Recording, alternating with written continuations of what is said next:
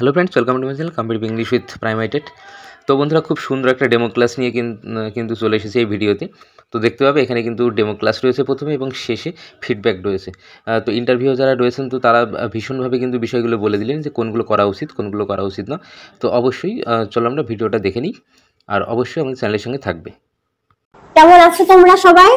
আশা করি খুব ভালো আছো। তো আজকে আমরা কিছু গল্প করব, পড়াশোনার সাথে সাথে কিছু শিখব। তোমরা আশেপাশে সবাই কিছু না কিছু পশু দেখতে পাও, বলো তো কি কি দেখতে পাও? কারো জানা আছে? Very good. আমরা আশেপাশে কি কি পশু দেখতে পাই? কুকুর, ছাগল, গরু আশেপাশে দেখতে পাই। হ্যাঁ, আর কি কি দেখতে পাই যদি কারো জানা থাকে? তো কি কি দেখতে পাই? হ্যাঁ, মুরগি, হাঁস, তাহলে এগুলো আমরা দেখতে পাই। তাহলে বলো তো, তোমরা কি বাঘ ভাল্লুক কখনো বাড়ির পাশে দেখতে পাও? পাও না, না?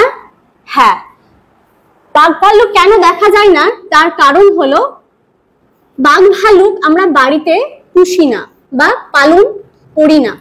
আমরা কি কি পালন করি পশু? আমরা কি কি পশু পালন করি কারো জানা আছে?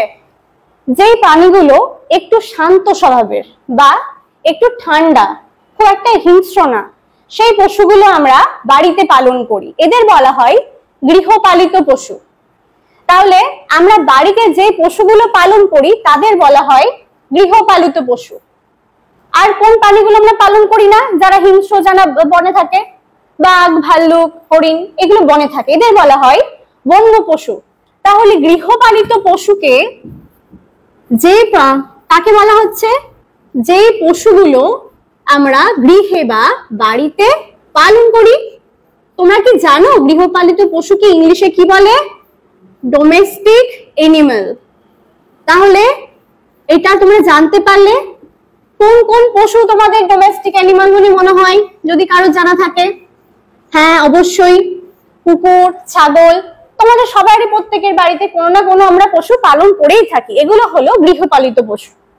এবার বলো তো, এই গৃহপালিত পশু কিভাবে আমরা পালন করতে শুরু করলাম? যখন আমরা দেখলাম খাবারের জন্য কিছু খাবার আমরা পাচ্ছি না বা তাদের আমরা মেরে খেতে পারবো, এভাবে আমরা বা তাদের দুধ বা ডিম নিয়ে আমরা খাবারের জোগাড় করতে পারবো, তখন আমরা এই গৃহপালিত পশুগুলো পালন করতে শুরু করলাম। এইভাবে শুরু হলো গৃহপালিত পশু বা পশুপালনের প্রচার। এবার বলো, এই পশুগুলো কি খায়? এরা মাছ মাংস খায়, রান্না করে খায়? রান্না করে তো খায় না। তাহলে কি খায়? ঘাস, খড়, এগুলো খায়। তাহলে কেন খায় না? কারণ এরা আগুনের ব্যবহার জানে না। আগুনের ব্যবহার কি করে এলো?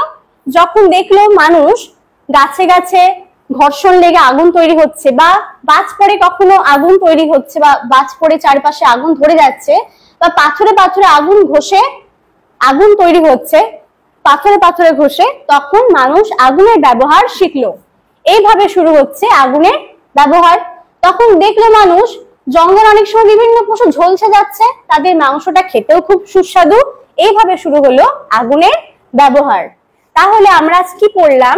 গৃহপালিত পশু আর পশুপালন, তার সাথে আগুনের ব্যবহার। এবার বলো তো, কোন পশুটা সবার বাড়িতে প্রায় দেখাই যায়? কুকুর। ঠিক বলেছো, কুকুর হলো সেই প্রাণী যে সবার প্রথম পোষ মেনেছিল, যাকে আমরা সবার বাড়িতেই প্রায় দেখতে পাই। তাহলে তোমরা বলতে পারবে কুকুর কেমন করে ডাকে? সবার জানা আছে? বাহ, ভেরি গুড। তাহলে গৃহপালিত পশু, পশুপালন সম্বন্ধে আমরা সবাই জানতে পারলাম। তাহলে বলো, কোন পশুগুলো গৃহপালিত পশু? কুকুর, ছাগল, ভেড়া, এগুলো হলো গৃহপালিত পশু। আর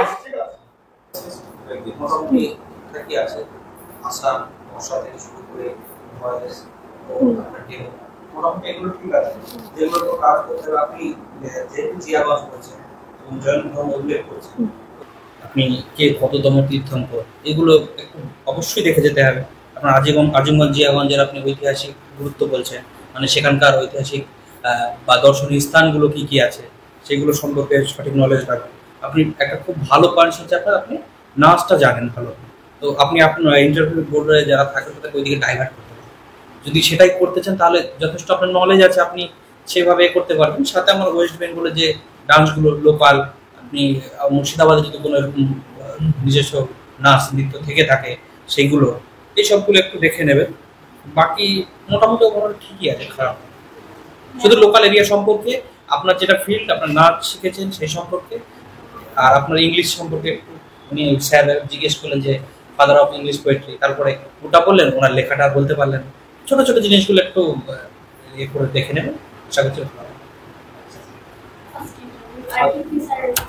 আমি এখানে ডিপিএস জিজ্ঞেস করলাম, প্রত্যেকটা জেলায় একটা করে ডিপিএসসি আছে। আমাদের পঞ্চাননতলায় যেটা আছে প্রাইমারি যে office, district primary school council, Panchanantala যেটা আছে বাস স্ট্যান্ডের উপরে সেটা। আর কি জিজ্ঞেস করছিলাম আপনাকে? আমি তো জিজ্ঞেস করলাম, এটাই জিজ্ঞেস করি। তো স্কুলের এসআই অফ স্কুল, ওনাকে বলা হয় অপর বিদ্যালয় পরিদর্শক। কখনো গেলে দেখবেন অপর বিদ্যালয় পরিদর্শকের করণ অফিসটাকে বলা হচ্ছে। তাহলে এসআই অফ স্কুল হচ্ছে অপর বিদ্যালয় পরিদর্শক। Assistant teacher, head teacher, head master নয়, প্রাইমারিতে কিন্তু হেড টিচার, ঠিক আছে। তারপরে স্কুল ইন্সপেক্টর মানে সাব ইন্সপেক্টর অফ স্কুলস, তারপরে assistant inspector of schools, district inspector of schools, বুঝতে পারছো? তারপরে যখন স্টেট লেভেলে চলে যাবে সেখানে তোমার ডিএসি আসবে, ডাইরেক্টর অফ স্কুল এডুকেশন। তার মধ্যে কারা থাকবে?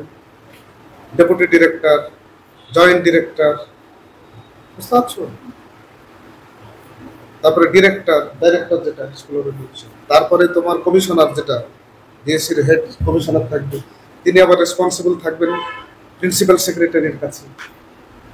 সবটাই দেখবেন, তবে ডিস্ট্রিক্ট পর্যন্ত ডিস্ট্রিক্ট পর্যন্ত রাখতে হবে। কমিশন থেকে কোশ্চেন করেছিলাম, সার্জেন্ট কমিশন 1944। তারপরে রাধাকৃষ্ণন কমিশনগুলো দেখবে, ঠিক আছে।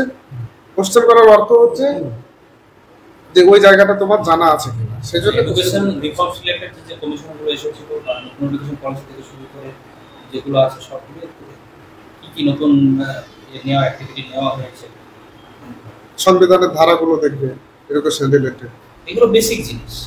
আর একটা বিষয় ডেমোতে মাত্রা, যেটা তোমার হাতের লেখা খুব পরিষ্কার, খুব সুন্দর, মাত্রাটা ফলো করো। বাচ্চাদেরকে পড়াতে হবে না, বাচ্চারা এগুলো ছোট থেকে শিখবে, ঠিক আছে। এটা একটু নজর রাখবে। ওই জায়গাটা ভুলের কোনো জায়গা নেই, কারণ ওরা যেটা দেখবে সেটাই শিখবে। অতীতে যা হয়েছে হয়েছে, আমাদের রেসপন্সিবিলিটি হচ্ছে আজ থেকে বাচ্চাদেরকে আমরা সঠিকটা শেখাবো। বাকি ঠিক আছে, আপনার অ্যাপিয়ারেন্স একদম পারফেক্ট। আর জায়গা থেকে চিন্তা করুন, ওটা সামনে দিন সেটা হচ্ছে চাইল্ড সাইকোলজি, ওই জায়গাটা দেখুন।